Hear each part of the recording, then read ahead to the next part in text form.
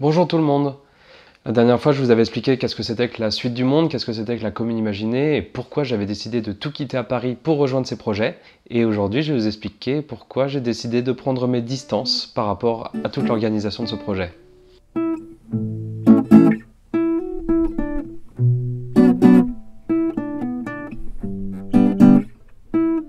Alors avant de commencer, j'ai deux choses à vous dire.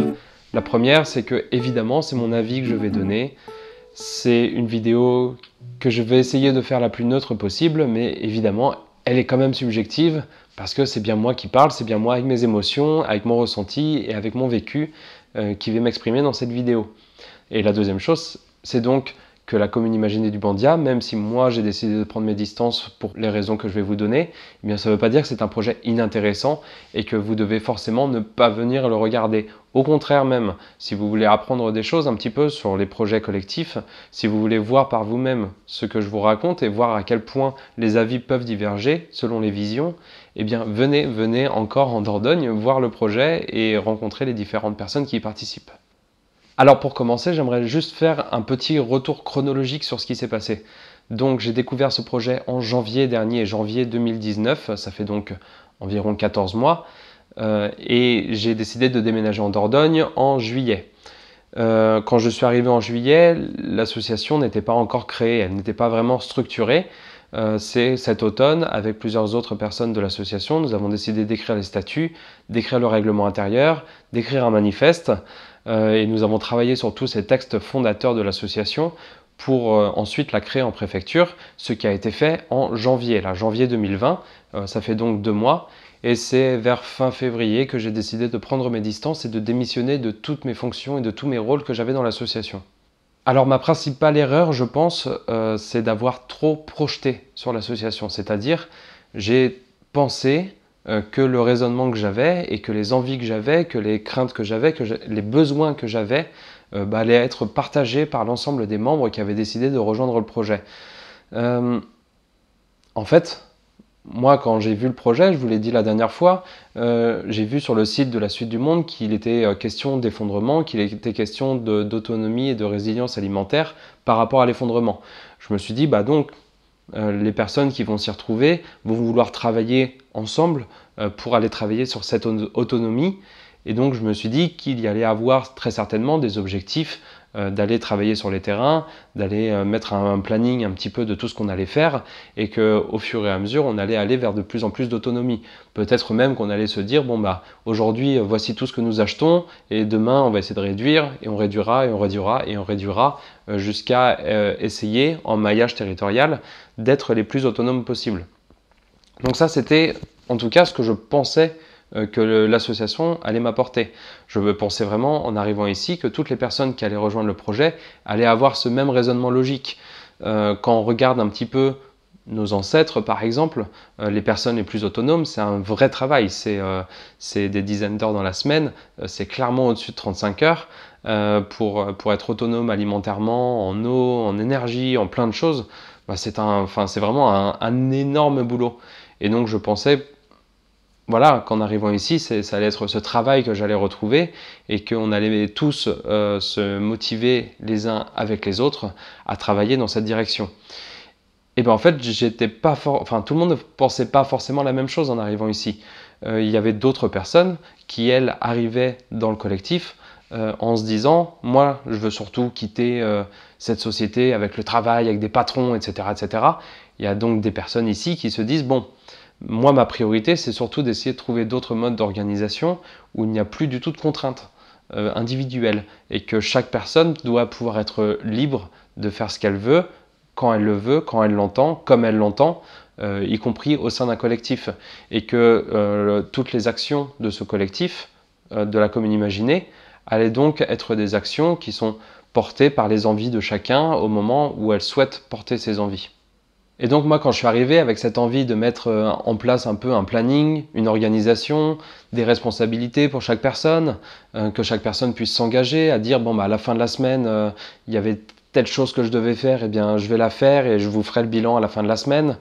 Je pensais qu'on allait vraiment communiquer entre nous sur ce qu'on allait faire, sur ce qu'on n'allait pas faire, pour quelles raisons on n'allait pas le faire, si on ne le faisait pas, pour quelles raisons on avait réussi à le faire, qu'on allait communiquer les résultats de nos actions. Voilà, moi je pensais vraiment tout ça et que je pensais que ça allait se faire assez naturellement.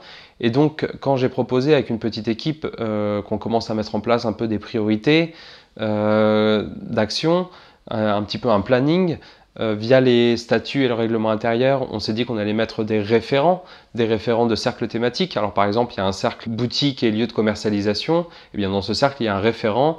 Il y a un autre référent pour tout ce qui est agriculture et organisation des terrains.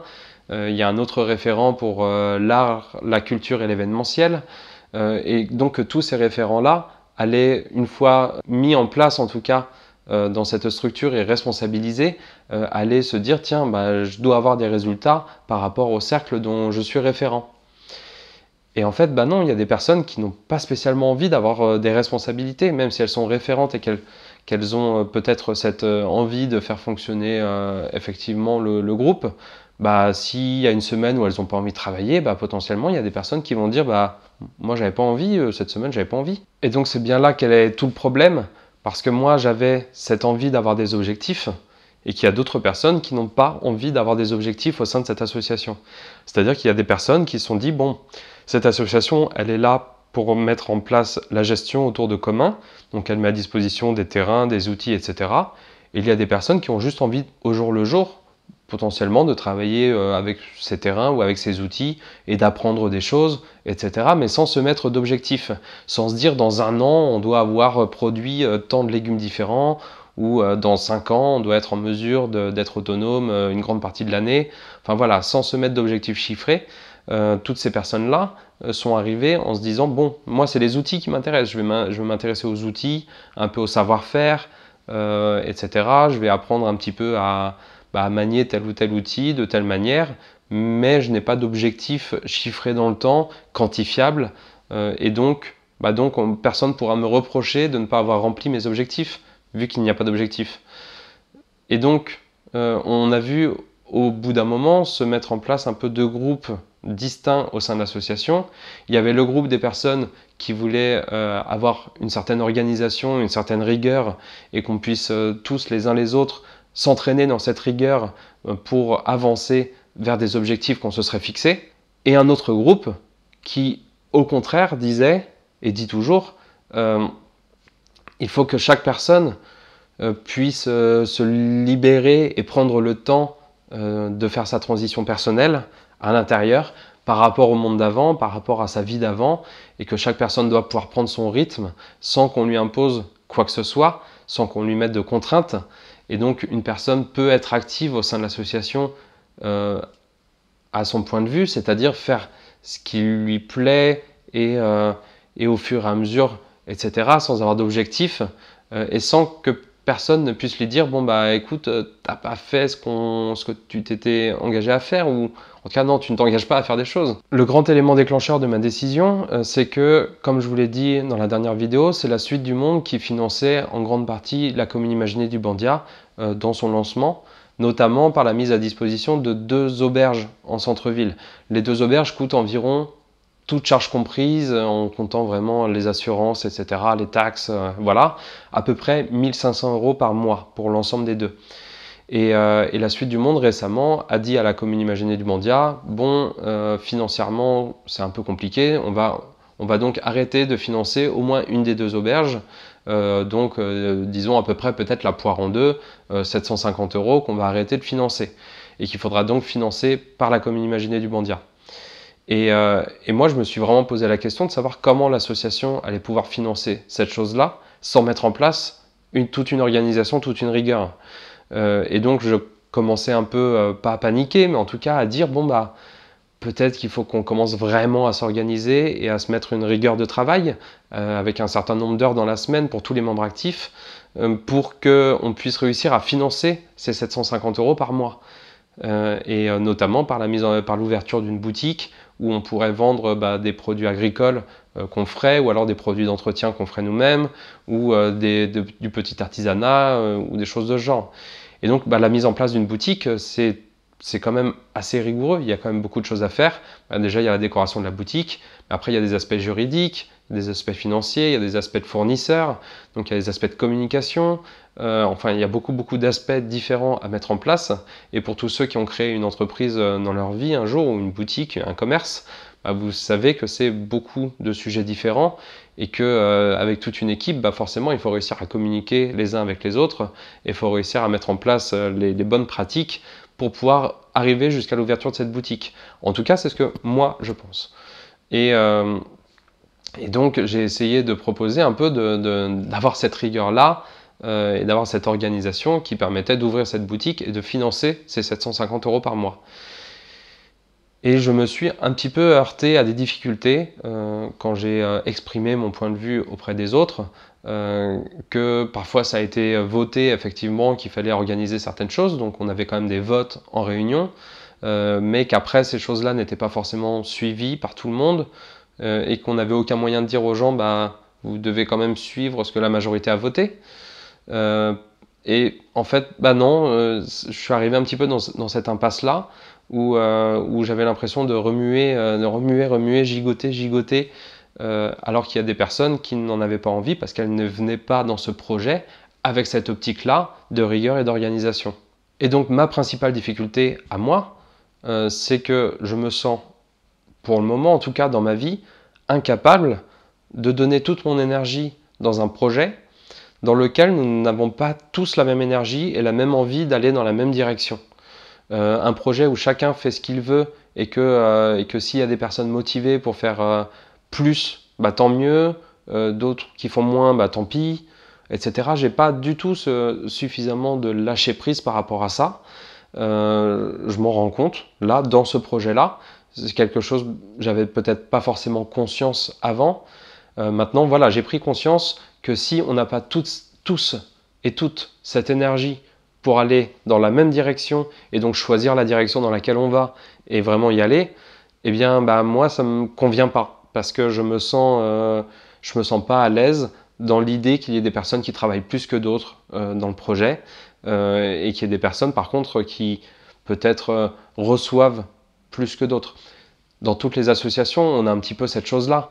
Dans toutes les associations, si vous avez fait de l'associatif dans votre vie, ou même sûrement des syndicats, de la politique, etc., bah, il y a des personnes qui sont là et qui donnent leur avis, etc., mais sans trop participer. Il y a des personnes qui vont participer tout le temps et qui ne donnent pas forcément leur avis. Et c'est sûr que moi, tout ce déséquilibre me met mal à l'aise, personnellement. Et donc, j'ai eu du mal à travailler avec ce déséquilibre au sein du projet. Et donc une autre très grande question, mais dans laquelle je reviendrai peut-être plus en détail dans une prochaine vidéo, c'est la répartition des tâches. Bah voilà, au sein de n'importe quel projet, au sein de n'importe quel collectif et même au sein de votre vie, bah, il y a des tâches à faire, des tâches ménagères, mais au sein d'un projet tel qu'une association ou une entreprise, bah, il y a de la comptabilité, il y a du juridique, il y a des relations publiques, et ensuite il y a toutes les tâches du projet dans lequel vous êtes. Donc dans notre association, bah, il y a de l'agriculture, il y a les travaux dans la boutique, il y a tenir la boutique si jamais on ouvrait la boutique, il y a gérer les fournisseurs, il y a gérer les stocks, etc. Et toutes ces tâches-là, elles doivent bien être pourvues, ou alors le projet n'avance pas. Et oui, j'ai un vrai problème avec le fait qu'il y a des personnes qui vont avoir beaucoup de tâches et qui vont prendre beaucoup de tâches pour elles, parce qu'elles ont l'impression que c'est important de les prendre et qu'il n'y a pas d'autres volontaires. Bah, moi j'ai un peu du mal avec ça, je trouve que c'est une injustice, mais j'y reviendrai dans une prochaine vidéo. Et donc c'est vraiment l'association de tout ça qui fait que j'ai commencé à m'énerver plus souvent, à être plus grognon, à peut-être parfois mal parler avec les personnes, en tout cas qu'il y ait un peu des engueulades au sein du groupe. Et c'est pour éviter vraiment là, toutes ces rancœurs personnelles que j'ai vraiment pas envie d'avoir en ce moment, que j'ai décidé de prendre du recul moi par rapport à l'association et donc la regarder un peu plus de loin et voir comment ça se passe quand je n'y suis pas et quand je n'y mets pas mon énergie et voir quelles sont les actions qui sont menées. Et en fait, on y reviendra peut-être avec quelqu'un un jour, mais c'est la notion de avancer qui pose problème. En fait, moi j'ai l'impression que ça n'avance pas, mais il y a des personnes qui me répondent « mais est-ce qu'il y a besoin que ça avance ?» Finalement, est-ce qu'il y a besoin d'avoir un projet ? C'est plutôt une bonne question, je trouve. C'est est-ce que c'est forcément nécessaire d'avoir un objectif dans la vie? Est-ce que vivre au quotidien n'est pas juste suffisant? Alors moi, vu que je suis arrivé avec cette perspective potentielle d'un effondrement, ça me paraît fou de ne pas avoir d'objectif. Parce que c'est comme ça que je fonctionne, moi. Je me dis que s'il y a un effondrement qui devait arriver, eh bien j'aimerais avoir déjà mon potager en place et un verger en place. Et même une organisation, tout un réseau, tout un maillage avec d'autres producteurs dans le coin. Et j'ai envie d'avoir déjà tout ça qui soit prêt le jour où ça pourrait arriver. Et donc c'est pour ça que je m'angoisse, entre guillemets, en avance avec ce projet pour avoir cet objectif vers lequel je vais aller. Mais il y a d'autres personnes qui ont rejoint la commune imaginée du Bandia qui, elles, ne vont pas du tout réfléchir de la même manière, qui vont ne pas avoir ce projet, cette ambition d'avoir un objectif en fait. Ils vont vouloir se lever le matin et profiter de leur journée au maximum et être heureux jusqu'au bout de leur journée sans avoir forcément avancé. Et voilà, on voit juste des philosophies qui se rejoignent au sein d'un même projet, qui entendent des mots-clés qui leur parlent. Alors les mots-clés, c'était commun, c'était gestion collective, gestion horizontale. Enfin voilà, il y a plein de mots-clés qui font qu'il y ait des gens qui peuvent venir vous rejoindre. Mais ça ne veut pas forcément dire que vous allez réussir avec votre personnalité, vos besoins, vos envies, à vous intégrer correctement dans le projet avec les autres personnes qui auront rejoint. Et donc la grande notion qui est primordiale pour ce genre de projet, eh bien, c'est forcément la relation entre liberté et contrainte collective. La liberté individuelle par rapport au bien-être du groupe. Et donc ça, c'est quelque chose qu'il faudra forcément réfléchir si vous vous lancez dans un projet collectif, c'est de voir à quel point vous êtes capable, vous, de restreindre vos libertés individuelles par rapport au bien-être du groupe, de comprendre aussi chaque personne, chaque individu différent dans le groupe, est-ce qu'il est capable, lui, de restreindre ses libertés par rapport au bien-être du groupe et est-ce que c'est important? Est-ce que, c'est-à-dire, s'il n'y a que des personnes qui, finalement, s'en fichent, qu'il y ait des personnes qui ne travaillent pas forcément pour le groupe et dans la direction que souhaite le groupe, eh bien, tant mieux. S'il y en a qui arrivent à vivre sans ça, bah, c'est cool, c'est chouette, tant mieux. Et par contre, si vous, ça vous agace personnellement qu'il y ait une personne qui ne travaille pas pour le bien-être du groupe et qui fait pourtant partie du groupe, eh bien peut-être qu'il faudrait relativiser votre projet ou revoir la façon dont vous travaillez dedans. Voilà, donc si je peux finir cette vidéo avec un petit conseil personnel, si vous rejoignez un écolieu, un éco-hameau ou un projet collectif, quel qu'il soit de transition, vérifiez bien ça. Est-ce que ce projet a un objectif? Si oui, est-ce que cet objectif vous paraît bien par rapport à votre propre objectif?